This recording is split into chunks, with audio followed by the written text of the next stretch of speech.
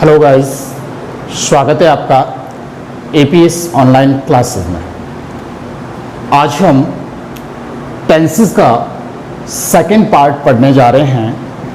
आपने first part में पढ़ा था कि टेंसेस के कॉन्सेप्ट क्या है, टेंसेस की अवधारणा क्या है, किस तरीके से टेंसेस बनता है, कौन सी चीज़ टेंस में इम्पोर्टेंट होती है, टेंसेस कितने प्रकार के होते हैं, उनके पार्ट्स कौन कौन से होते हैं, कौन सी हेल्पिंग वर्ब किस टेंस में काम आती है और कौन सी मेन वर्ब कौन से टेंस में काम आती है, ये सभी बातें हमने फर्स्ट पार्ट में पढ़ी थी।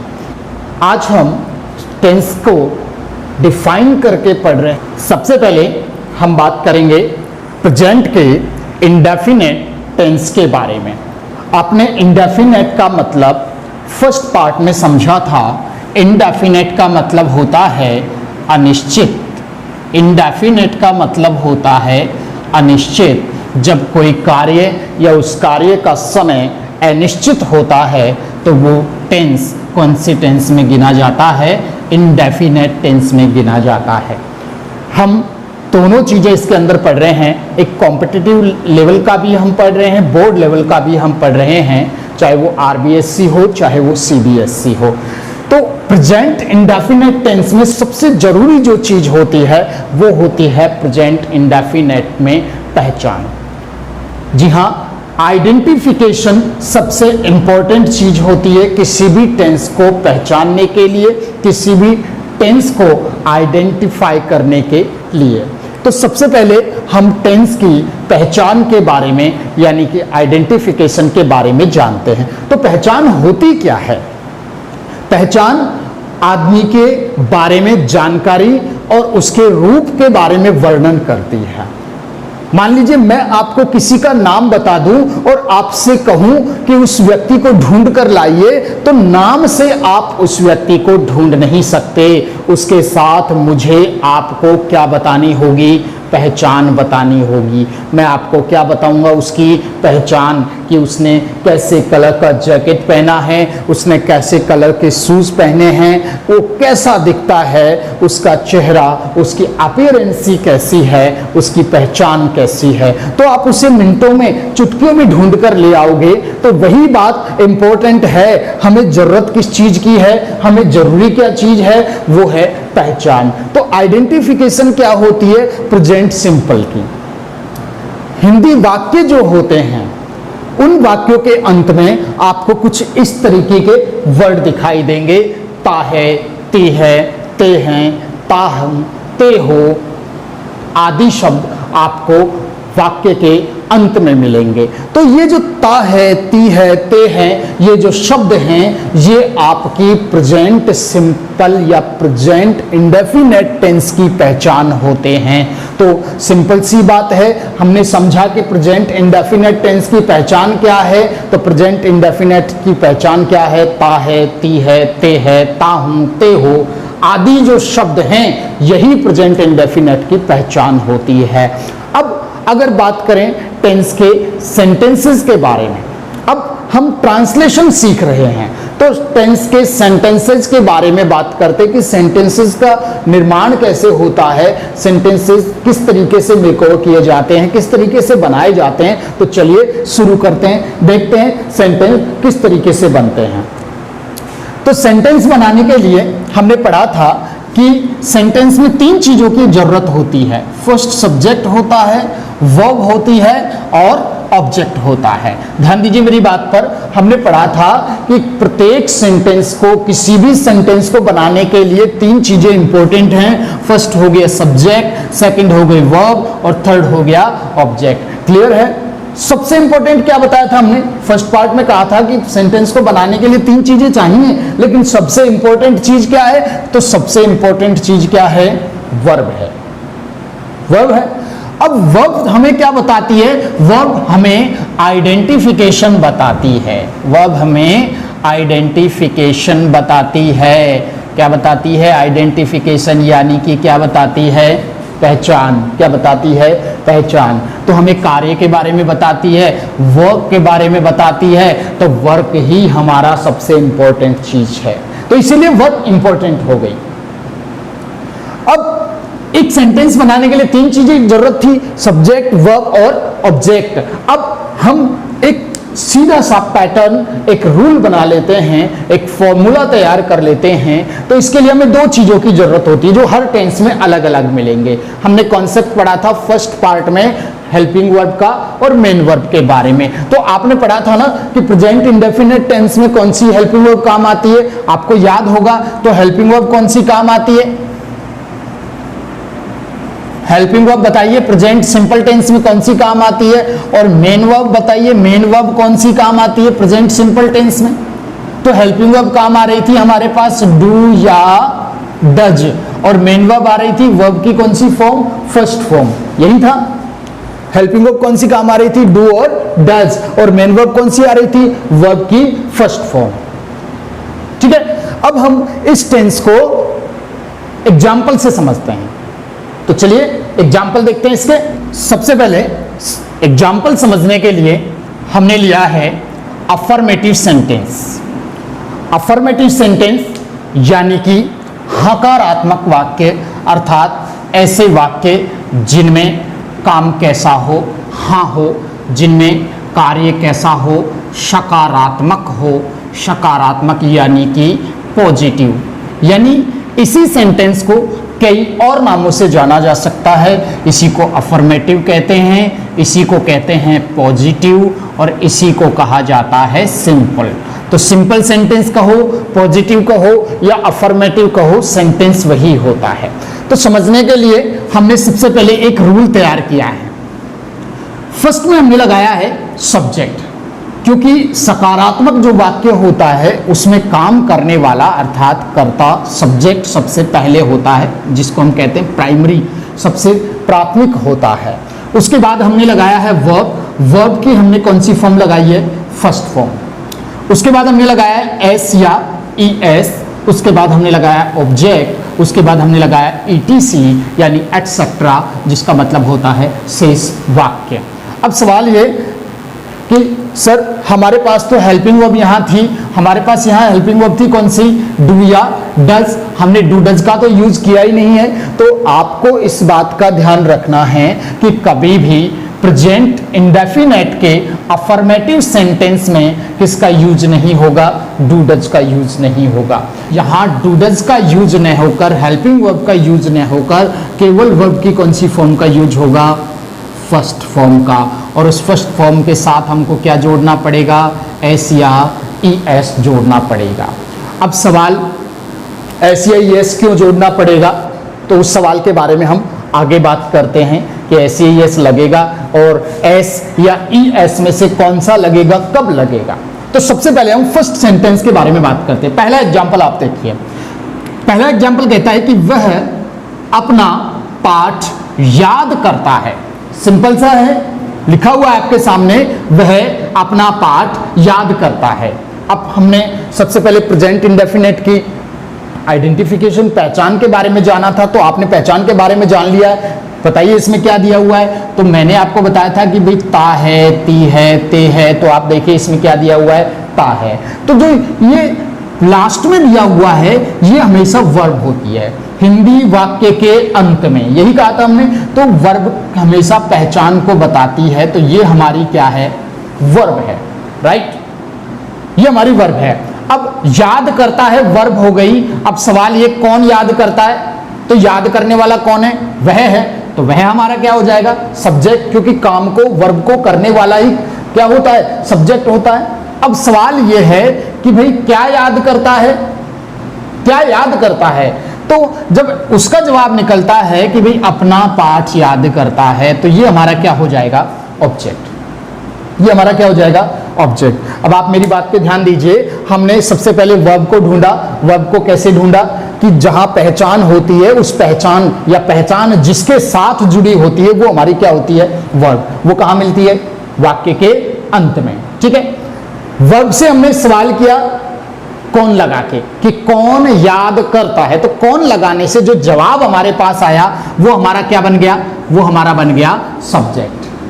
फिर वापस से वर्ब से हम दो सवाल और पूछ लेते हैं, दो शब्दों से। एक तो लगा के पूछेंगे क्या याद करता है, क्या याद करता है बताइए। अपना पार्ट। जवाब में यही आया, आंसर में यही निकल के आया, तो ये हमारा क्या हो गया, ऑब्जेक्ट। यानी क्या लगाने से किसका पता लग रहा है, ऑब्जेक्ट का। एक और वर्ड हम इसमें जोड़ देते हैं, एक और सवाल दूसरे तरीके से पूछ लेते हैं, जिसका मतलब होता है किसको। किसको याद करता है, किसको याद करता है, अपने पार्ट को याद करता है, तो अभी जवाब में यही निकल के आया, यानी ये हमारा ऑब्जेक्ट हो गया। अब इन तीनों के अलावा जो बच जाता है, ध्यान दीजिए मेरी बात पे, तीनों के अलावा जो बच जाता है उसे हम क्या कहते हैं, उसे हम क्या कहेंगे, ETC। उसे हम क्या कहेंगे, ETC। ठीक है, अब इस सेंटेंस को बना के देखते हैं, ट्रांसलेट करके देखते हैं। तो देखिए हमारे सबसे पहले सब सूत्र में क्या मांगा है, रूल्स में क्या है, सबसे पहले सब्जेक्ट है, और हमारे पास सब्जेक्ट क्या है, वह। अब सवाल ये कि वह तो स्त्री भी होता है, पुरुष भी होता है, तो आप बताइए स्त्री है कि पुरुष है, बताइए स्त्री है कि पुरुष है। तो वो कह रहा है कि याद करता है तो स्त्री है, पुरुष तो हो ही नहीं सकता, तो इसीलिए वह की अंग्रेजी क्या बनी, ही। करेक्ट, वह की अंग्रेजी क्या बनी, ही। अब हमारा सूत्र हमसे क्या कह रहा है कि यहां पर क्या लेके आइए, वर्ब की फर्स्ट फॉर्म। ये क्या है, वर्ब। वर्ब ये है याद करना, वर्ब क्या है, याद करना। तो याद करने को हम कहते हैं लर्न। लर्न याद करना है। अब सवाल ये कि ये वर्ब की फर्स्ट फॉर्म हो गई, फिर कह रहा है कि SEIS लगाओ, SEIS लगाओ। अब सबसे पहले इसका कॉन्सेप्ट समझ लेते हैं, किसका, SEIS का। तो SEIS के कॉन्सेप्ट समझने के लिए आपको इस बात का ध्यान रखना है कि SEIS कई कंडीशन में लगेगा और कई कंडीशन में नहीं लगेगा। कौन कौन सी कंडीशंस में लगता है, सुन लीजिए आप, कि जब आपका कर्ता, जब दिया गया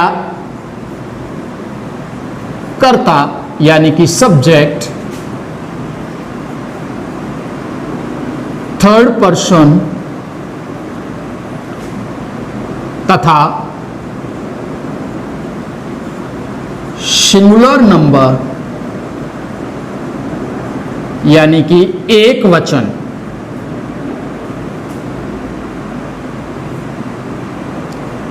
हो, तो वर्ब की फर्स्ट फॉर्म के साथ S या ES लगाना है। ठीक है, यह आपकी नंबर फर्स्ट बात हो गई। ध्यान दीजिए मेरी बात पे, जब दिया गया कर्ता थर्ड पर्सन तथा सिंगुलर नंबर हो यानी एक वचन हो, तो ही आपकी वर्ब की फर्स्ट फॉर्म के SEIS लगेगा। अगर इसके अलावा कोई सब्जेक्ट है तो SEIS को आपको नहीं लगाना है। अब सवाल ये कि हमको कैसे पता चलेगा कि थर्ड पर्सन एक वचन है, तो ध्यान दीजिए थर्ड पर्सन एक वचन कौन कौन होता है, जब आपका सब्जेक्ट इनमें से हो, क्या हो, ही नहीं हो तो सी नहीं हो तो इट नहीं हो तो एक वचन नाउन, सिंगुलर नंबर नाउन, एक वचन संज्ञा हो। चार चीजें आपको याद करने के लिए आपको SEIS कब लगाना है, जब आपका कर्ता ही हो, जब आपका कर्ता सी हो, जब आपका कर्ता इट हो, या फिर सब्जेक्ट एक वचन हो और एक वचन संज्ञा हो, तो ही लगेगा। ठीक है, अब पहला कॉन्सेप्ट तो ये हो गया कि कब लगेगा कब नहीं लगेगा। तो इनमें से सब्जेक्ट है तो लगेगा, इनके अलावा अगर कोई सब्जेक्ट है तो नहीं लगेगा। राइट, अब बात करते हैं सेकंड, कि भाई हमारे पास यहाँ दो चीजें हैं, हमारे पास दो यहाँ चीजें हैं कि भाई एक तो कह रहा है कि S है और दूसरा कह रहा है ES है, तो दोनों तो एक साथ लग नहीं सकते। तो S कब लगेगा, ES कब लगेगा, तो ध्यान दीजिए, जब वर्ब का अंतिम वर्ण यानी लेटर, जब वर्ब का अंतिम वर्ण SH, CH, O, X, SS, ZZ हो तो ES लगाते हैं। ठीक है, अब SEIS में से कौन सा कब लगेगा, तो वो कह रहा है कि जब वर्ब का अंतिम वर्ण SH, CH, O, X, SS, ZZ हो तो क्या लगेगा, ES लगेगा। तो फिर S कब लगेगा, आप बताइए एस कब लगेगा? अरे भाई सिंपल है, जब एस यहां लग रहा है तो इनके अलावा किस जो बच जाएंगे उनके साथ क्या लग जाएगा? एस लग जाएगा। ठीक है, तो अब जैसे मान लीजिए PUSH, तो आप देखिए इसका अंतिम जो लेटर है, अंतिम जो वर्ण है वो क्या है? SH। SH है तो इसके साथ क्या जुड़ेगा? ES, right? तो ये क्या बन जाएगा?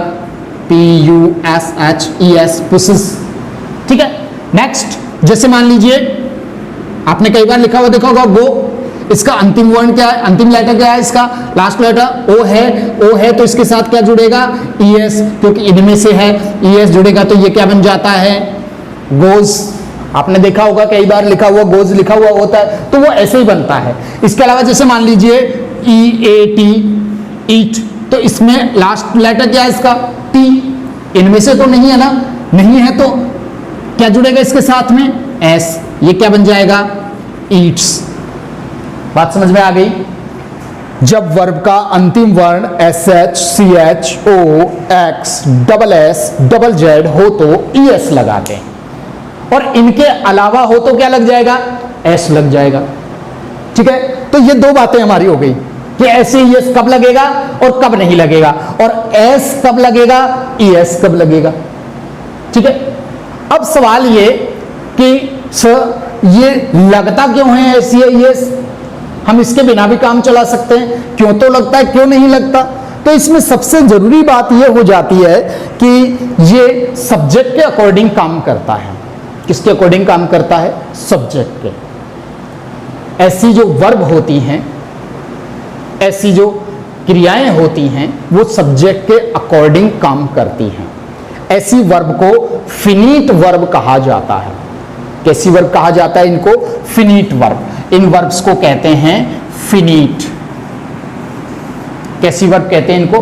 Finite verb. फिनिट वर्ब क्या होती है? ऐसी क्रियाएं जिन पर कर्ता के वचन का प्रभाव पड़ता है, वो कौन सी वर्ब होती है? फिनिट वर्ब होती हैं। अब कैसे प्रभाव पड़ेगा?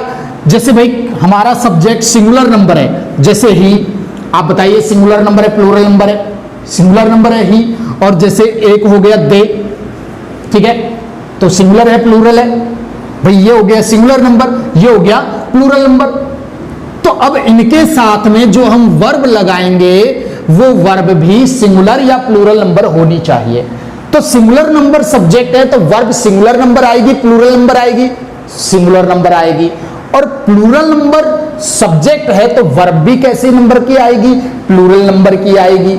ठीक है, तो वर्ब क्या होती है कि अगर हम किसी नाउन के साथ में, अगर हम किसी नाउन के साथ में SES जोड़ते हैं, ध्यान दीजिए मेरी बात पर, अगर किसी नाउन के साथ SES जोड़ा जाता है तो नाउन एक वचन से बहुवचन में बदल जाती है, यानी सिंगुलर टू प्लूरल, राइट? संज्ञा के साथ जब SES जोड़ेंगे तो संज्ञा एक वचन से कौन से वचन में चली जाएगी? बहुवचन में चली जाएगी। लेकिन जब वही SES किसके साथ जोड़ा जाता है? वर्ब के। ही SES वर्ब के साथ जोड़ा जाएगा तो वर्ब बहुवचन से एक वचन में बदल जाएगी, यानी प्लूरल टू सिंगुलर। बात समझ में आई? एक वचन करता है तो वर्ब भी कौन से वचन की आएगी? एक वचन की। बहुवचन है तो वर्ब भी कौन से की आएगी? बहुवचन, प्लूरल नंबर आएगी। अब वर्ब के SES जोड़ने से बहुवचन बनती है वर्ब या एक वचन बनती है? एक वचन बनती है। और संज्ञा के SES जोड़ने से बहुवचन बन जाती है संज्ञा। यही फर्क है। ठीक है, तो इसीलिए जब हमारा कर्ता ही, सी, इट होता है तो क्रिया के क्या जोड़ना पड़ता है? SES, ताकि हमारी वर्ब भी, हमारी क्रिया भी कौन से वचन की हो जाए? एक वचन की, क्योंकि ये सब कौन से सिंगुलर नंबर में है, सारे एक वचन में गिने जाते हैं, राइट? अब आप यहां आइए, ठीक है, यहां देखिए आप, वो कह रहा है कि सबसे पहले सब्जेक्ट रखिए। हमने यहां पे सब्जेक्ट रखा क्या? ही। आपको एक सेंटेंस में प्रॉब्लम आएगी, बाकी के सेंटेंस आप इजीली कर लोगे। ठीक है, सबसे पहले उसने कहा है कि सब्जेक्ट रखिए। हमारे पास सब्जेक्ट था वह, और हमने यहां रखा ही। अब सवाल ये कि ही और सी दोनों होते हैं तो हमने किसकी वजह से ही रखा है? यहां तक क्या था? ता। तो पुरुष के लिए आता है, तो हमने ही रख दिया। फिर वो कह रहा है कि वर्ब की फर्स्ट फॉर्म लाओ। हमारे पास वर्ब क्या थी? याद करना। याद करने को क्या कहते हैं? लर्न। लर्न कहते हैं याद करने को। अब सवाल ये कि एस लगेगा कि नहीं लगेगा? आप बताइए, एस लगेगा कि नहीं लगेगा? आपने पढ़ा है ना, जब कर्ता ही सी इट एक वचन हो तो हमारा कर्ता ही सी एक वचन में से क्या है? ही है, तो लगेगा ना? लगेगा। अब सवाल दूसरा ये बनता है कि एस लगाएं कि ई एस लगाएं, तो आप अपनी वर्ब का अंतिम लेटर चेक करो, क्या है? एन है। आप देखिए इनमें से कोई है क्या? नहीं है, तो एस लगाऊं, ई एस लगाऊं, क्या लगाऊं? एस। तो मैंने क्या लगाया यहाँ पे? एस। क्या बना ये? लर्न्स। क्या बना? लर्न्स बना। अब वर्ब हो गई, वर्ब के साथ एस हो गया। अब वो क्या कह रहा है? क्या लेके आइए? ऑब्जेक्ट। हमारे पास ऑब्जेक्ट क्या है? अपना पाठ। अपना पाठ किसका था? वह अपना पाठ याद करता है, वह अपना, तो वह का ही तो है, वह का ही तो पाठ है। तो इसीलिए यहां क्या आ जाएगा? हिज, और पाठ को क्या कहेंगे? लेसन। और इसके अलावा इसमें कुछ और बचा ही नहीं है, तो यहां पे हम फुल स्टॉप लगाएंगे। इसको कहते हैं पूर्ण विराम, इसको कहते हैं फुल स्टॉप। बात एक ही है, हिंदी में ऐसे लगता है, अंग्रेजी में ऐसा लगा देंगे। ठीक है, बात समझ में आई आपको? सेकंड एग्जाम्पल देखिए आप। सेकंड एग्जाम्पल कहता है कि सीता एक मधुर गाना गाती है। ठीक है, तो आप बताइए इसमें वर्ब क्या है? वर्ब क्या है इसमें? गाती है। कौन गाती है? सीता गाती है। क्या गाती है? एक मधुर गाना। तो ये हमारा ऑब्जेक्ट हो गया ना, इसी से तो ढूंढा था हमने पहले ऑब्जेक्ट क्या आया, किसको से? किसको गाती है? एक मधुर गाने को गाती है। ठीक है, अब सूत्र या कहें फॉर्मूले के हिसाब से इसको अरेंज करेंगे, तो सबसे पहले सब्जेक्ट मांगा है, सब्जेक्ट है सीता, तो हम यहां लिखेंगे सीता, राइट। अब क्या मांगा है? वर्ब की फर्स्ट फॉर्म। वर्ब क्या है इसमें? गाती है। गाने की फर्स्ट फॉर्म क्या होती है? SING, सिंग, यही होता है। ठीक है, अब बताइए एस लगाएंगे कि नहीं लगाएंगे? एस, तो ही सी इट में से कर्ता कौन है हमारा? सीता है। ही भी नहीं है, सी भी नहीं है, इट भी नहीं है, लेकिन एक वचन नाम है, सीता ही है ना। सीते, ऐसा तो नहीं है, हम नाम को प्लूरल थोड़ी बोल सकते हैं। हम ऐसे थोड़ी कहेंगे कि सीते यहां आओ, ऐसे बोल सकते हैं। सीताओं, सीताओं, ऐसा थोड़ी बोलेंगे। तो ये सिंगुलर नंबर है, प्लूरल नंबर है। आप बताइए, वर्ड बता रहा है, आपका लॉजिक यही काम कर रहा है। लॉजिकली हम बात कर रहे हैं, सिंगुलर नंबर है ना, एक वचन, तो ऐसे ही लगेगा नहीं लगेगा? लगेगा। कैसे पता चला हमें? अब आप इस रूल को भूल जाइए, आप इसको भूल जाइए। मैं इसको यहां से हटा देता हूं, आप इसे भूल जाइए, भूलिए इसको। ठीक है, अब आप कैसे बताओगे? अब आप ये देखोगे कि हमारा सब्जेक्ट अगर सिंगुलर नंबर है तो वर्ब भी सिंगुलर नंबर की बनानी पड़ेगी। ठीक है, और उसको बनाने के लिए एस लगेगा। और अगर ये प्लूरल नंबर है तो ये भी प्लूरल नंबर होगी, यानी तब एस नहीं लगेगा। तब होगा तो भी क्या कर देंगे? हटा देंगे, राइट। ठीक है, अब देखिए सीता एक वचन, बहुवचन, सिंगुलर, प्लूरल, सिंगुलर, एस लगेगा नहीं लगेगा? लगेगा। ठीक है, तो लगेगा तो पहले अंतिम लेटर देख लो इसका। लास्ट लेटर क्या है? जी। SHCHOX double S double Z में से नहीं है ना? नहीं है, तो क्या लगेगा? एस। क्या बना? सिंस। अब क्या मांग रहा है? ऑब्जेक्ट। ऑब्जेक्ट क्या है? क्या गाती है? एक मधुर गाना। तो ए मधुर को हम कहेंगे स्वीट, मेलोडियस भी कह सकते हैं, और गाने को क्या कहेंगे? सॉन्ग। और बचा ही नहीं है कुछ, क्या लगा दे? Full stop, right. ठीक है, इस तरीके से इसको बना लेते हैं। मैं प्रत्येक शाम को हॉकी खेलते, सॉरी, वे प्रत्येक शाम को हॉकी खेलते हैं। वे प्रत्येक शाम को हॉकी खेलते हैं।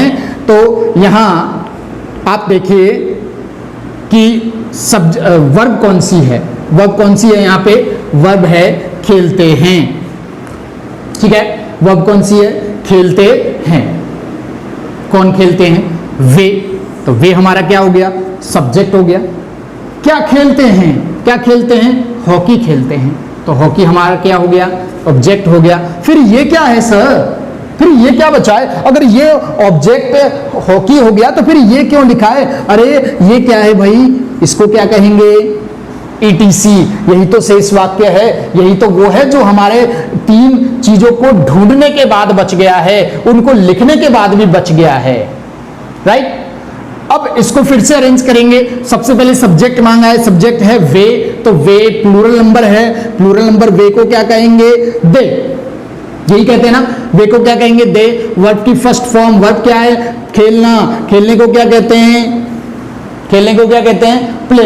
अब सवाल ये है कि ऐसे ही लगाएं सर, नहीं लगाएं, तो आपका सब्जेक्ट देख लो, एक वचन, बहुवचन, सिंगुलर, प्लूरल, प्लूरल, तो इसके ऐसे ही लगाने से प्लूरल बनेगी सिंगुलर, अब तो सिंगुलर हो जाएगी, तो लगाएं नहीं लगाएं, रहने दें, तो इसको रहने देते हैं, तभी क्या बनेगी? ये सिंगुलर नंबर में बन के प्लूरल नंबर बनेगी। अब इसको ऐसे कैसे रहने देते? तो अब की बार इसमें क्या नहीं लग रहा है? SEIS। क्यों नहीं लगा?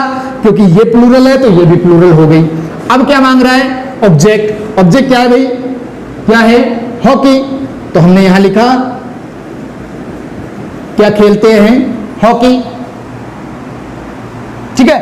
अब फिर कह रहा है कि बचा हुआ वाक्य, अब अगर बच गया तो उसको पीछे लिख देते हैं, ठीक है। अब ये सारे सेंटेंसेस ऐसे थे जिनमें प्रीपोजिशन का यूज नहीं हुआ था, जिनमें प्रीपोजिशन का यूज नहीं हुआ था। अब मैं आपसे रूल्स के हिसाब से बात नहीं करूंगा, लॉजिकली बात करता हूं कि जब आपके पास जो शेष वाक्य है, अगर उसमें कोई प्रीपोजिशन बच जाता है, या फिर इसको ऐसे ना समझे तो ऐसे समझ लीजिए कि जब वाक्य 2 या 2 से अधिक टुकड़ों में बनता है, 2 या 2 से अधिक टुकड़ों में बच जाता है, तो उसे उल्टा बनाइए पीछे से।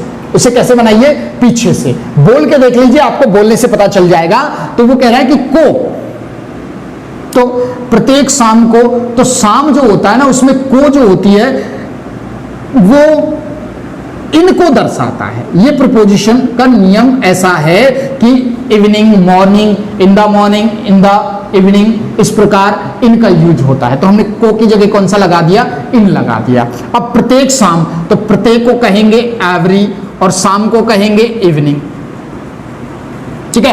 अब आप कहोगे सर आपने तो कहा कि उल्टा बनाना है, बिल्कुल मैंने कहा था उल्टा बनाना है, तो को तो हमने पीछे से ही तो बनाया है, को लिखा, लेकिन अब जब आप इसको बोल के देखोगे तो शाम प्रत्येक होता है कि प्रत्येक शाम होता है?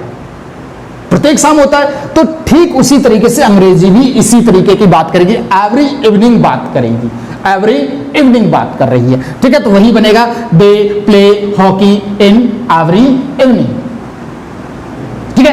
अब नेक्स्ट एग्जाम्पल हमारे पास जो है यहां, वो छोटा सा एग्जाम्पल है। क्या कह रहा है कि वे एक पत्र लिखते हैं, वे एक पत्र लिखते हैं, तो फिर वही सब्जेक्ट वर्ब हो गई हमारी, लिखते हैं, कौन लिखते हैं? वे। क्या लिखते हैं? एक पत्र, तो ये वर्ब हो गई, ये सब्जेक्ट हो गया, ये ऑब्जेक्ट हो गया। इसमें ETC नहीं है, सिंपल है। आप बनाइए इसको, आप बना के देखिए। तो आप सबसे पहले वे को क्या बनाओगे?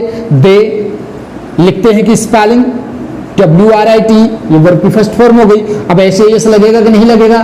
नहीं लगेगा, क्योंकि ये बहुवचन है, प्लूरल नंबर, तो ये भी ऐसी की ऐसी रहेगी प्लूरल नंबर में। अब फिर इसके बाद क्या लिखे? ऑब्जेक्ट, तो ए लेटर, एक पत्र को क्या कहेंगे? ए लेटर, फुल स्टॉप, बात खत्म, ठीक है। चेक कर लीजिए।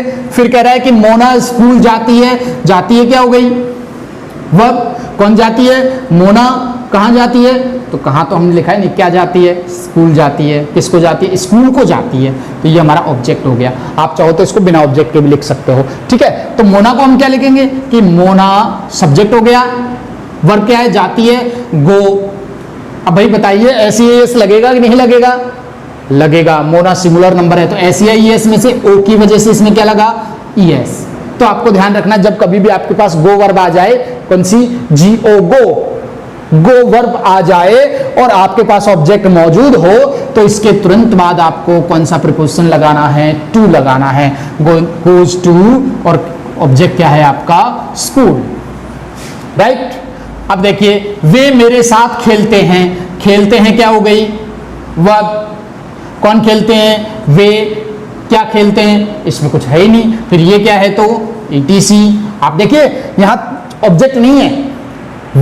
कौन खेलते हैं? वे खेलते हैं। क्या खेलते हैं? आपका आंसर निकल के नहीं आ रहा। किसको खेलते हैं? आंसर नहीं आ रहा, नहीं आ रहा, तो फिर ऑब्जेक्ट नहीं है। फिर क्या है? फिर बचा हुआ ETC कहलाएगा। अब इसको रखिए सबसे पहले, वे को क्या कहेंगे? दे, ठीक है। खेलने की स्पेलिंग अभी लिखी थी आपने, प्ले, ठीक है। इसके बाद SEIS लगेगा नहीं लगेगा? नहीं लगेगा। फिर क्या करें बताइए, क्या करें? फिर इसमें ऑब्जेक्ट है ही नहीं, फिर बचा हुआ कैसे लिखें? तो मेरे साथ ETC में 2 या 2 से अधिक टुकड़े हो तो उल्टा, तो मेरा साथ, तो इसको साथ को क्या कहेंगे? विद। और मेरे किसके? मेरे साथ तो मैं अकेला हूं बहुवचन में, तो मैं अकेला हूं सिंगुलर नंबर, इसलिए मैं क्या लिखूंगा? मी। क्या बना? They play with me. अब क्या कह रहा है? रमेश गिटार बजाता है। बजाता है क्या हो गई? वर्ब हो गई। कौन बजाता है? रमेश। क्या बजाता है? गिटार। क्या बजाता है? गिटार। सबसे पहले सब्जेक्ट लिखेंगे रमेश। बजाने को भी क्या कहते हैं? प्ले। बजाने को भी क्या कहते हैं? प्ले। अब सवाल ये कि SEIS लगेगा कि नहीं लगेगा? तो लगेगा। क्या लगेगा? एस। और क्या बजाता है? तो वो कह रहा है कि भाई गिटार बजाता है। क्या बजाता है? गिटार बजाता है। That simple. ये आपका प्रेजेंट सिंपल का अफर्मेटिव सेंटेंस था। प्रेजेंट सिंपल का अफर्मेटिव सेंटेंस। अब हम बात करते हैं इसी के नेगेटिव सेंटेंस के बारे में। ये आपको अच्छी तरीके से समझ में आ गया। आप इसके एग्जाम्पल लिख सकते हैं, आप इसको नोटबुक में उतार सकते हैं, ठीक है। आपको सिंपली 2 चीजें याद रखनी है कि अफर्मेटिव में वर्ब की फर्स्ट फॉर्म के साथ SEIS आता है, और SEIS में से S कब आता है? ES कब आता है? That's all. अब बात करते हैं नेगेटिव सेंटेंस की। नेगेटिव सेंटेंस की अगर बात करें तो नेगेटिव सेंटेंस का मतलब होता है नकारात्मक वाक्य। नेगेटिव सेंटेंस का मतलब क्या होता है? नकारात्मक वाक्य। नाम से स्पष्ट है, अर्थात जिसमें किसी भी काम को करने के लिए क्या कहा जाए? नो। किसी भी वर्ब के लिए क्या कहा जाए? नॉट। किसी भी वर्ब को कैसे बता दिया जाए? नेवर। यानी एक ही शब्द आप जबान पर ले आइए, इस वाक्य में क्या चीज खास होती है? नहीं। कोई भी काम करने के लिए कहो, नहीं। खाना खाओगे? हाँ। पानी पियोगे? हाँ। खाना बनाओगे? नहीं। नकारात्मक। तो यही अंतर है सकारात्मक और नकारात्मक में। अफर्मेटिव टू नेगेटिव, यही एक ऐसा डिफरेंस है दोनों के बीच में। यहां आपको इसका रूल लिखा हुआ दिखाई दे रहा है, इसका फॉर्मूला लिखा हुआ दिखाई दे रहा है। अब आप देखिए, इसमें आपको हेल्पिंग वर्ब दी गई है, इसके अंदर आपको हेल्पिंग वर्ब दी गई है, यहां डू डज का यूज करना है आपको, ध्यान दीजिए। अब SEIS का रूल आप भूल जाइए, एस या ES को आप छोड़ दो। अब आपको सिर्फ ये देखना है कि डू डज और डू डज के साथ हमेशा वर्ब की कौन सी फॉर्म आती है? फर्स्ट फॉर्म आती है। अब मैं थोड़ा सा इसका भी कॉन्सेप्ट समझा देता हूं आपको, डू डज का भी, फिर हम इन एग्जांपल्स को क्लियर करते हैं। अगर मैं यहां बात करता हूं डू डज के बारे में, तो डू डज की अगर मैं बात करूं तो जब आपका कर्ता सिंगुलर नंबर। अच्छा, मुझे एक बात बताइए, मैंने अभी थोड़ी देर पहले आपसे कहा था कि भाई SEIS लगाने से एक वचन बन जाता है और SEIS हटाने से बहुवचन बन जाता है, यही थी वर्ब। तो भाई डू भी तो एक वर्ब है और डज भी एक वर्ब है। अब मुझे बताइए, इनमें से कुछ आपको खास दिखाई दे रहा है? तो मुझे तो यहाँ पे जो ES दिखाई दे रहा है, तो उससे ऐसा लगता है जैसे ये तो सिंगुलर नंबर वर्ब हो गई, और ये कैसी हो गई? प्लूरल नंबर हो गई। ये कैसी हो गई? प्लूरल नंबर हो गई। यही है, ये सिंगुलर हो गई, ये प्लूरल हो गई, क्योंकि इसके साथ SEIS लगा हुआ है। तो सीधी सी बात है, एक वचन सब्जेक्ट के साथ क्या आएगा? डज। एक वचन सब्जेक्ट कौन सा था? Singular number, he, she, it.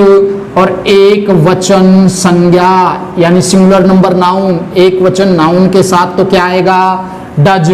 और आई, वी, यू, दे, और बहुवचन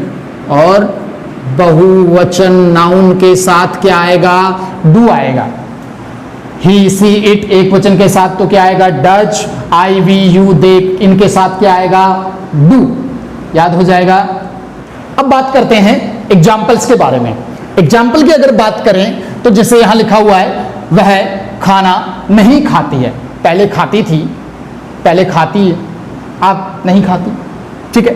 अब वर्ब है, खाती है, ये हमारी क्या हो गई? वर्ब हो गई। कौन खाती है? वह। क्या खाती है? खाना। मतलब क्या नहीं खाती? खाना नहीं खाती, ठीक है। तो नहीं का तो कोई लेना देना नहीं, 3 चीजें हमको मिल गई। अब इनको सूत्र में अरेंज कर लेते हैं, ठीक है। सबसे पहले उसने क्या कहा है कि सब्जेक्ट लाइए। सब्जेक्ट क्या है? अब बताइए, मुझे तो सब्जेक्ट इसमें दिखाई नहीं दे रहा। वह सब्जेक्ट है। स्त्री पुरुष स्त्री पुरुष, मेल फीमेल, तो खाती है, स्त्री है, तो क्या आ जाएगा सी। डू डज में से सी के साथ क्या आ जाएगा डज, क्योंकि ये एक वचन है तो ऐसे ही एस वाली फॉर्म लगेगी, तो डज लगा दिया हमने। ठीक है, अब क्या लगाएंगे सूत्र में से नॉट। अब क्या लाएंगे वर्ब की फर्स्ट फॉर्म, वर्ब क्या है खाती है, खाती है को क्या कहेंगे ईट, और बचा हुआ क्या है भाई, बचा हुआ सॉरी उससे पहले ऑब्जेक्ट है खाना, खाने को क्या कहेंगे फूड। ठीक है, बचा हुआ इसमें कुछ है ही नहीं तो यही बंद कर देते हैं। She does not eat food, she does not eat food. Next, वे किताबें नहीं लाते हैं, लाते हैं क्या हो गई वर्ब, कौन नहीं लाते हैं वे हो गया सब्जेक्ट, क्या नहीं लाते हैं किताबें हो गई ऑब्जेक्ट। तो अरेंज कर लीजिए इसको फिर से, सब्जेक्ट क्या है वे को क्या कहेंगे दे, डू डज में से दे के साथ क्या आएगा डू, क्योंकि ये प्लूरल नंबर है। ठीक है, अच्छा अब नॉट, फिर क्या आएगा वर्ब की फर्स्ट फॉर्म लाना, लाने को कहेंगे ब्रिंग, BRING। नेक्स्ट क्या कह रहा है ऑब्जेक्ट किताबें, तो एक वचन सिंगुलर प्लूरल, प्लूरल है तो क्या बुक। जो बचा हुआ क्या है कुछ भी नहीं, फुल स्टॉप लगा दीजिए। बात समझ में आ गई। ऐसे ही नेक्स्ट वाला देखिए, मैं अखबार पढ़ता हूँ, पढ़ता हूँ क्या हो गई वर्ब, कौन पढ़ता है मैं, क्या पढ़ता है अखबार। सबसे पहले सब्जेक्ट रखिए, मैं को क्या कहेंगे आई। डू डज, अब डू डज में से इसमें क्या लगा दूं मैं, अब बताइए आई के साथ डू और डज में से क्या लगाऊं डू। ठीक है, तो ये एग्जाम्पल आपका गलत हो जाएगा अगर आपने डू लगा दिया। क्यों, क्योंकि इसमें आपको एक वर्ड नहीं दिखाई दे रहा, नहीं है तो फिर ये अफर्मेटिव सेंटेंस हो गया, नहीं है तो नेगेटिव हो गया। ठीक है, तो इसका मतलब इसमें नहीं है तो फिर इसमें डू डज लगेगा ही नहीं, फिर क्या लगेगा डायरेक्ट वर्ब की फर्स्ट फॉर्म, पढ़ता हूं को क्या कहेंगे रीड, रीड कहेंगे। SEIS लगाना है, आई के साथ SEIS नहीं लगता। ठीक है, नहीं लगता तो रीड का रीड, और अखबार को न्यूज पेपर, न्यूज पेपर। ठीक है, I read news paper, simple. Next देखिए, हम तुम्हें नहीं जानते हैं, हम तुम्हें नहीं जानते हैं, कोई बात नहीं, जानते हैं क्या हो गई वर्ब, कौन नहीं जानते हम नहीं जानते। ठीक है, क्या नहीं जानते पता नहीं, किसको नहीं जानते तुम्हें नहीं जानते, तो क्या है किसको, दोनों ही ऑब्जेक्ट रेफर करते हैं। तो सबसे पहले हमको वी, डू डज में से डू, वी के साथ नॉट का नॉट, नॉट के बाद हमेशा वर्ब की फर्स्ट फॉर्म क्या है जानना, जानने को KNOW नाउ। अब वी डू नॉट नो, तुम्हें नहीं जानते तो तुमको, मैं यहाँ टू लगा रहा हूँ, आपको ये प्रपोजिशन पढ़ाते समय समझा दिए जाएंगे कि टू क्यों लगाया गया है। अब मैं यहाँ इसको इस तरीके से लिखता हूँ। ठीक है, क्या बना we do not know to you. ठीक है, आप चाहो तो इसको डायरेक्ट ऐसे लिख सकते हो नो, फिर इसके बाद किसे नहीं जानते तुम्हें, you, we do not know you. अब राधा गीता के साथ स्कूल नहीं जाती है। ठीक है, जाती है क्या हो गई वर्ब, कौन नहीं जाती राधा, क्या नहीं जाती किसको नहीं जाती स्कूल को, तो ये फिर क्या है ETC। सबसे पहले इसको सब्जेक्ट को रखेंगे राधा, सब्जेक्ट क्या होगी राधा, डू डज में से राधा के साथ डज, इसके बाद नॉट, जाने की फर्स्ट फॉर्म गो, ऑब्जेक्ट है क्या आपके पास है क्या स्कूल, और वर्ब क्या है गो, तो क्या लगेगा कौन सा प्रपोजिशन लगेगा टू, स्कूल। अब बचा हुआ तो लास्ट में उल्टा के साथ को क्या कहेंगे विद, और किसके साथ नहीं जाती भाई गीता, किसके साथ नहीं जाती गीता के साथ। क्लियर, तो ये नेगेटिव सेंटेंस है। आपको बात समझ में आ गई, कॉन्सेप्ट आपको समझ में आना चाहिए कि हमने ये चीजें किस तरीके से लगाई, किस हिसाब से इन चीजों को लगाया गया है, वही बात हमें समझ में आनी चाहिए। तो ये हमारा नेगेटिव सेंटेंस हो गया। अब बात करते हैं हम हमारे नेक्स्ट सेंटेंस की, यानी कि इंटेरोगेटिव। इंटेरोगेटिव सेंटेंस का मतलब होता है प्रश्नवाचक वाक्य, और प्रश्नवाचक सुनते ही मन में एक सीधा सा ध्यान आता है कि प्रश्नवाचक ये तो बहुत बड़ी चीज है। यही वो चीज है जो हमें बताएगी कि सेंटेंस हमारा कैसा है, इंटरोगेटिव है, प्रश्नवाचक है, क्योंकि इसी को हम क्या कहते हैं, प्रश्नवाचक चिन्ह कहते हैं, इसी से पहचान होती है। अब इंटरोगेटिव जो सेंटेंस होते हैं वो निम्न दो प्रकार से बनाए जाते हैं, आपको ध्यान रखना है मेरी बात को। इंटरोगेटिव सेंटेंस कितने प्रकार से बनाए जाते हैं, दो प्रकार से। दो कौन कौन से प्रकार हैं? पहला है हेल्पिंग वर्ब से शुरू होने वाले, जो हमारी हेल्पिंग वर्ब है। अब हर टेंस की हेल्पिंग वर्ब अलग अलग होती है, हर पार्ट की हेल्पिंग वर्ब अलग अलग होगी, तो उसी हेल्पिंग वर्ब से शुरू करेंगे, तो वो तो हेल्पिंग वर्ब से शुरू होने वाला हो गया। एक होता है WH वर्ड से शुरू होने वाला, यानी WH फैमिली से जो शुरू होता है, व्हाट, व्हेन, हु, हुज, हुम, इनसे जो शुरू होता है वो WH वाला हो गया। ठीक है, तो दो प्रकार हो गए, दो तरीके हो गए, पहला हेल्पिंग वर्ब से शुरू, दूसरा WH वर्ड से शुरू।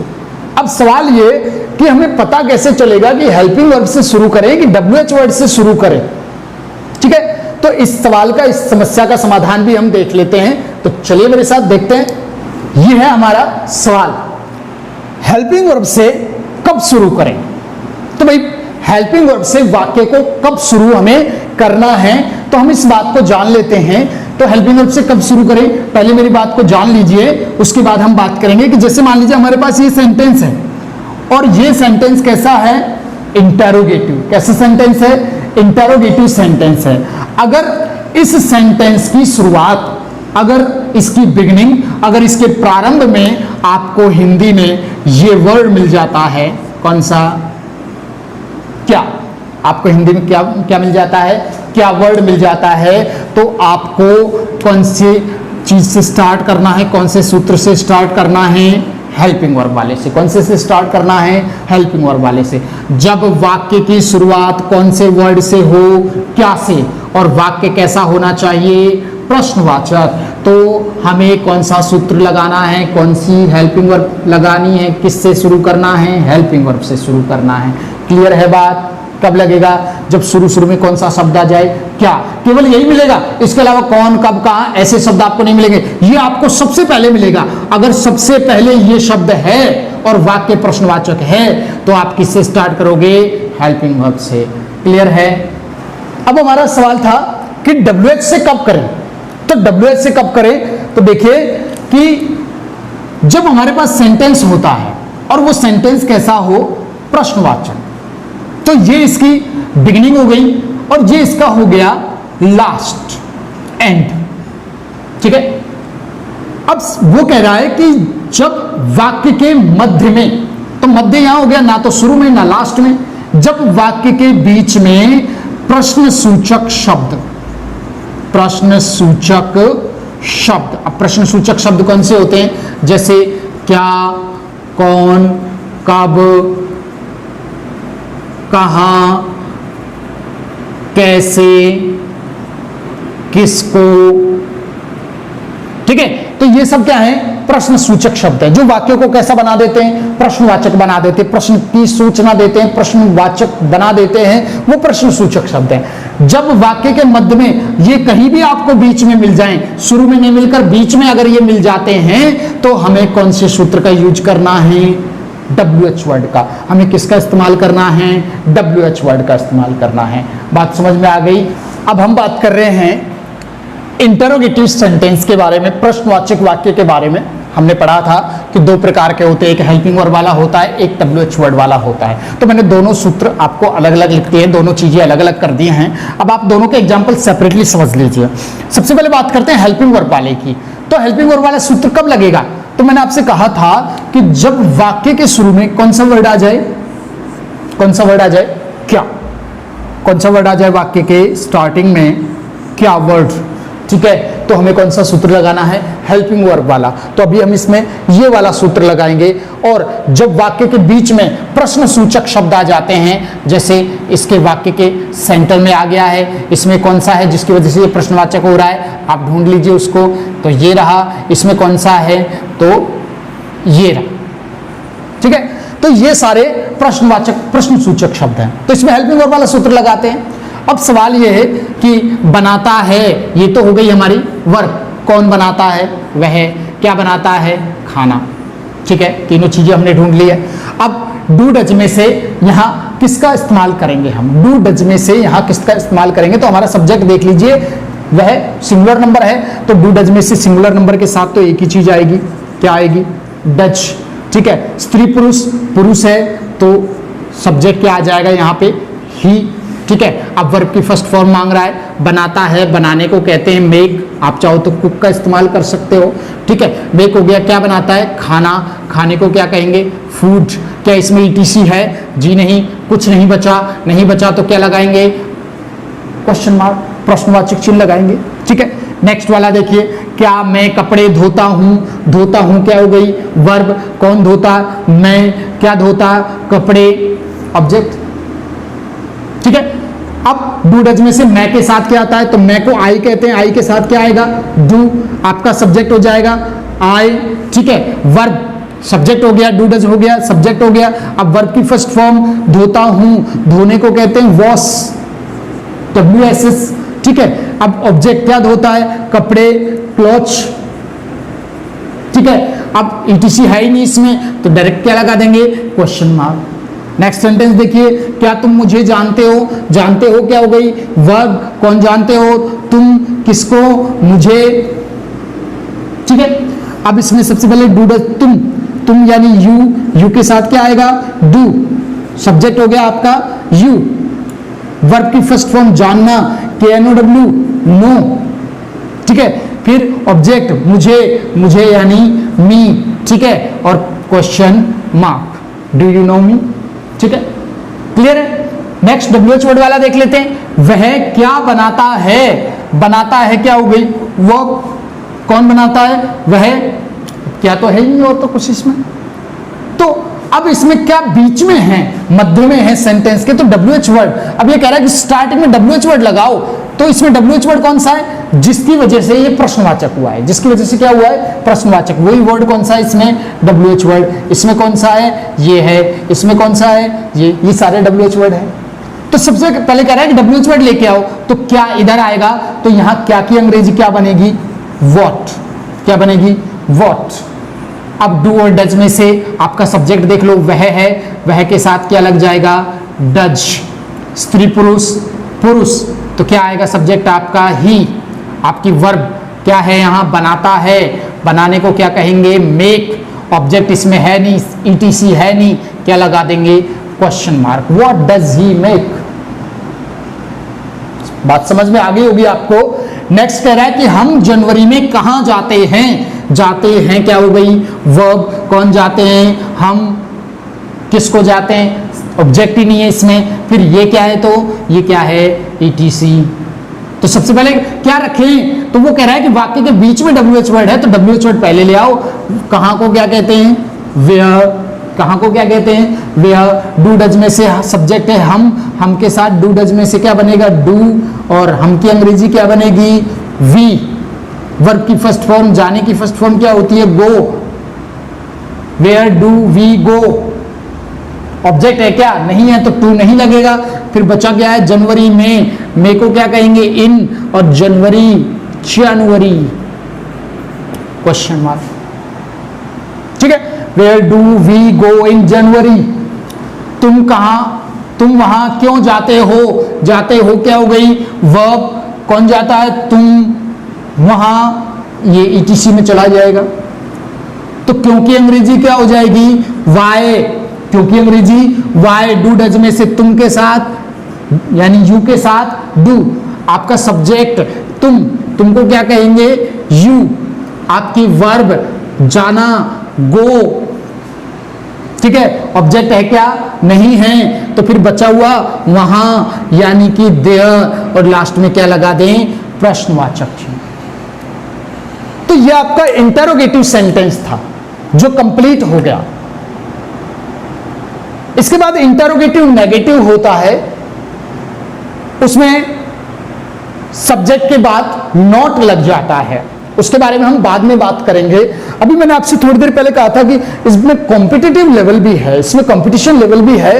तो सोचने वाली बात है कि सर ऐसे तो कंपटीशन में आते ही नहीं है। बिल्कुल आपने सही सोचा, ऐसे कंपटीशन में नहीं आते हैं। तो कंपटीशन के लिए हम बात करते हैं अब, ठीक है। अब हम बात करते हैं कंपटीशन लेवल की प्रेजेंट इंडेफिनेट टेंस के लिए, ठीक है। बात करेंगे करेक्ट फॉर्म के यूज के बारे में कि हमसे कंपटीशन लेवल में किस तरीके से सवाल पूछे जाते हैं।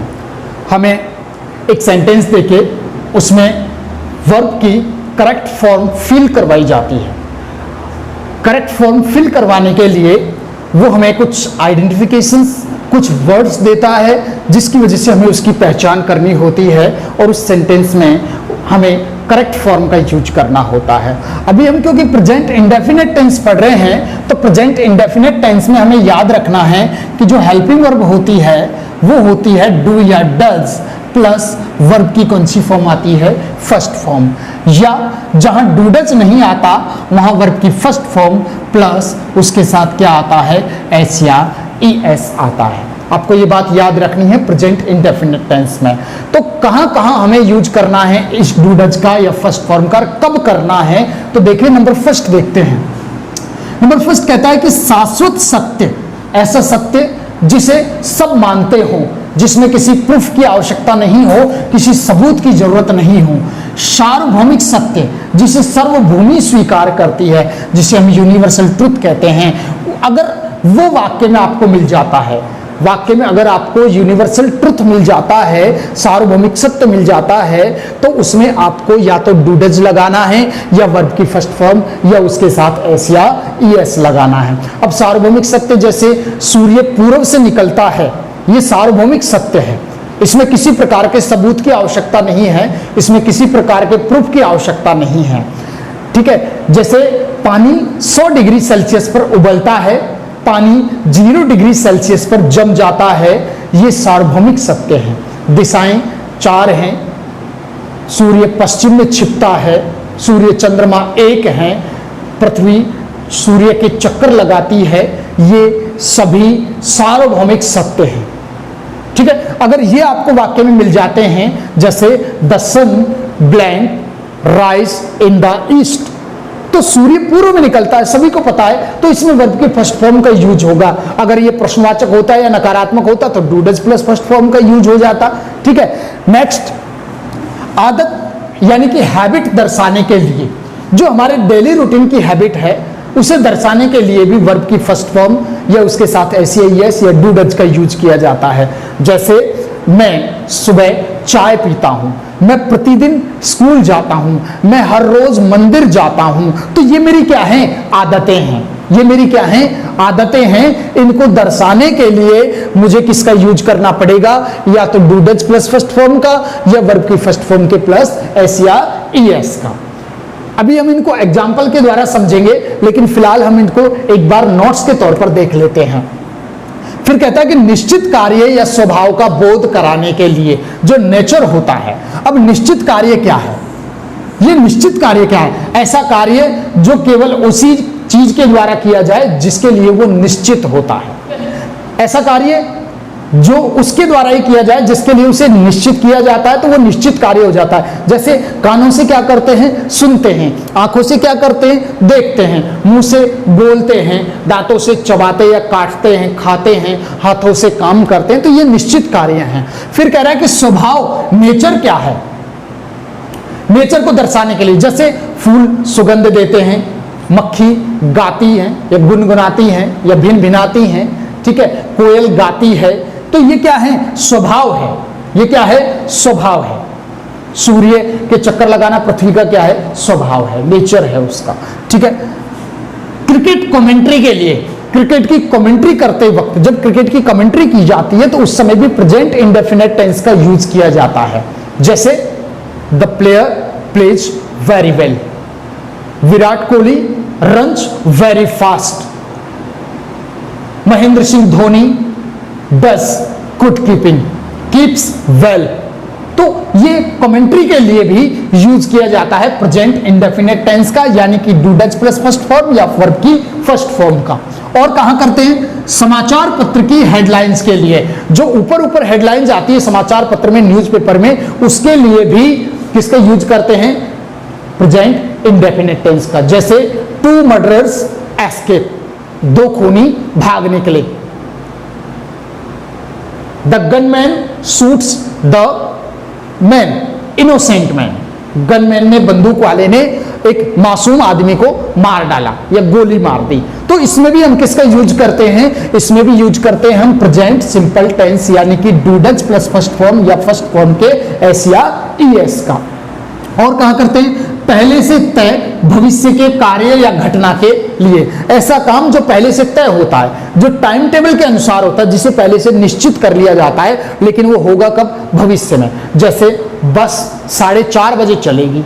अब वैसे तो बोलने में तो ये फ्यूचर टेंस का है, चलेगी, लेकिन ये तय है कि कितने बजे की टाइमिंग है उसकी, 4:30 की, तो पहले से तय है, तो इसीलिए the bus drives at 4:30 PM या AM, जो भी है, कब चलेगी, 4:30 बजे।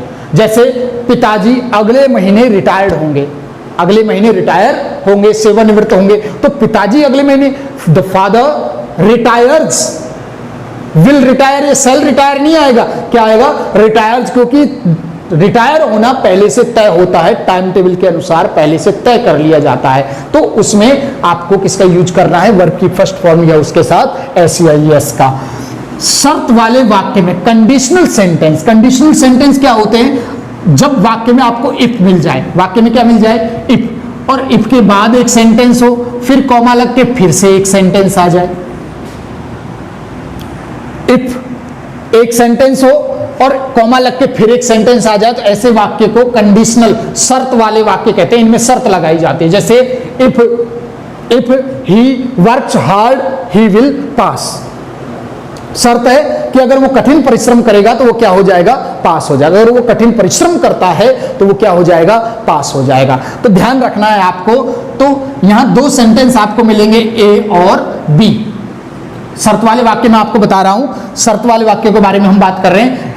जो इफ वाला वाक्य होता है, जो इफ वाला वाक्य होता है, उसमें हमेशा वर्ब की फर्स्ट फॉर्म या उसके साथ क्या लगाना पड़ेगा, आपको एस या ईएस लगाना पड़ेगा। ये आपको ध्यान रखना है। तो इफ वाले वाक्य में यानी शर्त वाले वाक्य में भी इसका यूज करते हैं। फिर कह रहा है सबसे इंपॉर्टेंट चीज, वाक्य में एडवर्ब्स ऑफ टाइम, यानी कि समय को बोध कराने वाले, समय को दर्शाने वाले अगर शब्द आ जाएं, तो उस समय को दर्शाने वाले शब्द कौन कौन से हैं, ऑलवेज है, ऑफन है, डेली है, रेगुलरली है, रेयरली है, जनरली है, यूजुअली है, फ्रिक्वेंटली है, सेल्डम है, sometimes, never, occasionally, every plus time.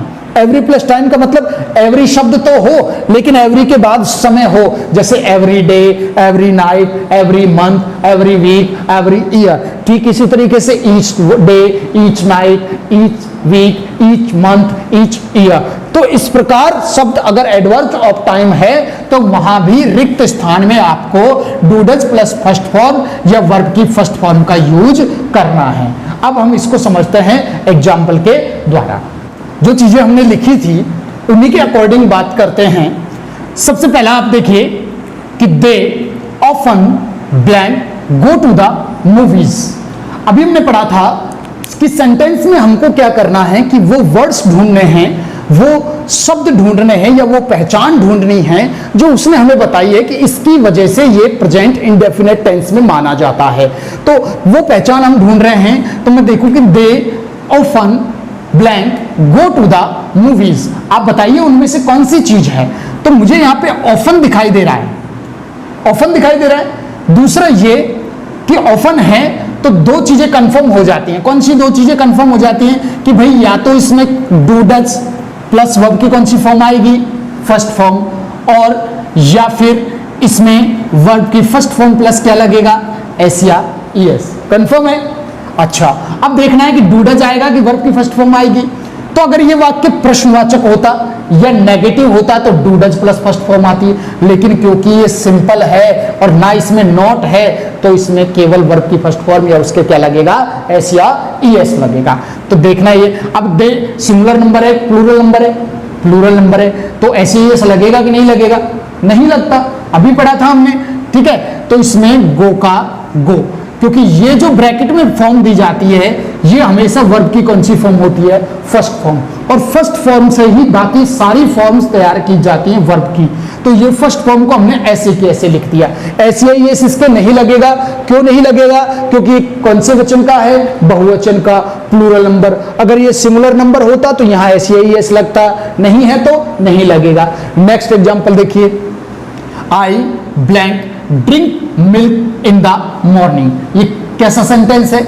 I blank drink milk in the morning. तो ये कैसा सेंटेंस है? ये आदत बताने वाला, हैबिट बताने वाला है कि सुबह मैं क्या पीता हूं, दूध पीता हूं। अब इस बात को आप ऐसे समझ लीजिए कि अगर वाक्य में आपकी पढ़ी हुई पहचान में से, अगर आपकी पढ़ी हुई आइडेंटिफिकेशंस में से, अगर आपकी पढ़ी हुई चीजों में से एक भी शब्द नहीं हो तो वहां वर्ब की फर्स्ट फॉर्म या उसके ऐसे ही आपको लगाना है। तो आपका सवाल है I drink milk in the morning, तो यहां प्रेजेंट सिंपल है, दूसरा इसमें आदत है, प्रेजेंट इंडेफिनिट टेंस है, तो मैं यहां वर्ब की फर्स्ट फॉर्म तो लगा देता हूं। तो ड्रिंक का तो ड्रिंक हो गया। अब सवाल यह है कि ऐसे एस लगेगा कि नहीं लगेगा, तो आपको पता है आई के साथ ऐसे एस नहीं लगता है, तो क्या आ जाएगा इसमें? ड्रिंक आ जाएगा, करेक्ट है। नेक्स्ट देखिए, the water blank boil at 100 degree Celsius. The water blank boil at 100 degree Celsius. तो 100 डिग्री सेल्सियस पर ही पानी उबलता है, ये सार्वभौमिक सत्य है, इसको सब जानते हैं, किसी को सबूत की जरूरत नहीं है। तो इसमें वर्ब की फर्स्ट फॉर्म तो आएगी, ऐसे यस आएगा कि नहीं आएगा? तो वाटर, जिन चीजों को हम गिन नहीं सकते, जो अनकाउंटेबल होते हैं, जिनका मेजरमेंट लिया जाता है, जिन्हें मापा या तोला जाता है, गिना नहीं जा सकता, वो एक वचन में मानी जाएंगी। कौन से वचन में? सिंगुलर नंबर, एक वचन में। तो वाटर एक वचन, बहुवचन एक वचन। ऐसे यस लगेगा नहीं लगेगा? लगेगा। क्या लगेगा? एस। क्यों लगेगा? आपने अभी अभी टेंसेस में पढ़ा था शुरू में कि कब लगता है कब नहीं लगता। नेक्स्ट देखिए, the PM blank come to Jaipur next Monday. The PM blank come to Jaipur next Monday. तो PM जो है वो कहाँ आएंगे? जयपुर, लेकिन नेक्स्ट मंडे को आएंगे। नेक्स्ट तो भविष्य की बात हो गई, लेकिन ध्यान रखिए ये PM का जो शेड्यूल है, PM का जो टाइम है आने का, वो पहले से तय है। तो हमने पढ़ा था कि भविष्य का कार्य जब पहले से तय कर लिया जाता है तो वहां वर्ब की फर्स्ट फॉर्म या एस होती है, यानी कौन सा टेंस होता है? Present indefinite. तो कम का कम। अब पीएम एक वचन, बहुवचन एक वचन, क्या लगा दूं? एस। पीएम। भाई दो प्रधानमंत्री तो होते ही नहीं अपने यहाँ, ठीक है। We blank hear with our ears. किससे सुनते हैं? कानों से। कौन सा नियम लगेगा? निश्चित कार्य, जो कार्य जिसके लिए निश्चित है, जो कार्य जिसके द्वारा किया जाता है, तो उसके लिए वर्ब की फर्स्ट फॉर्म ऐसी है यस। तो वी हियर, तो फर्स्ट फॉर्म तो लगा देता हूं, ऐसी यस लगेगा कि नहीं लगेगा? तो क्योंकि ये बहुवचन है तो ऐसी यस नहीं लगेगा। क्या बन गया? हियर। क्लियर है, राइट।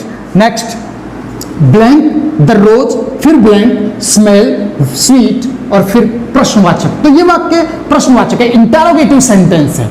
अब सवाल ये है कि इसमें क्या है? तो मैंने आपसे कहा था कि निश्चित कार्य हो या फिर स्वभाव, नेचर। तो रोज का स्वभाव है कि स्मेल वेल स्वीट, कैसी सुगंध देता है, कैसी गंध देता है, मधुर स्वभाव है उसका।